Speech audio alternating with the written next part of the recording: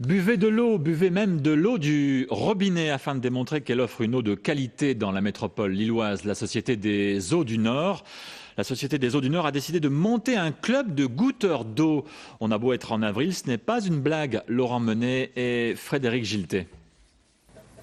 À votre santé, bienvenue au club encore très fermé des goûteurs d'eau. Aujourd'hui, ils sont 4 à déguster puis comparer avec grand professionnalisme une eau du robinet avec d'autres eaux de source ou minérales. On goûte, puis ensuite on débriefe.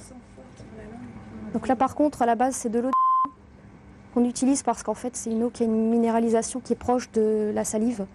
Donc il n'y a pas de choc en bouche. Et certains n'hésitent pas à parler de l'eau comme d'un bon vin.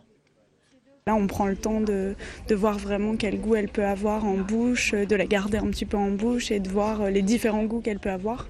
Parce que là, vraiment, dans les 6 gobelets différents, en fait, elle avait 6 parfums différents. Les 2 premières eaux, donc l'eau du robinet et l'eau, on ne s'attend pas du tout à avoir une différence de goût à ce point-là au niveau de la minéralisation. Redonner à l'eau du robinet ses lettres de noblesse, les associations de consommateurs s'en réjouissent. Elle est à redécouvrir, elle est à expliquer, elle est à goûter effectivement dans de bonnes conditions, elle est à apprécier et à apprivoiser. Il faut effectivement savoir comment l'utiliser, il faut avoir quelques bonnes raisons pour changer un peu ses habitudes. En France, nous sommes la population qui consomme le plus d'eau en bouteille.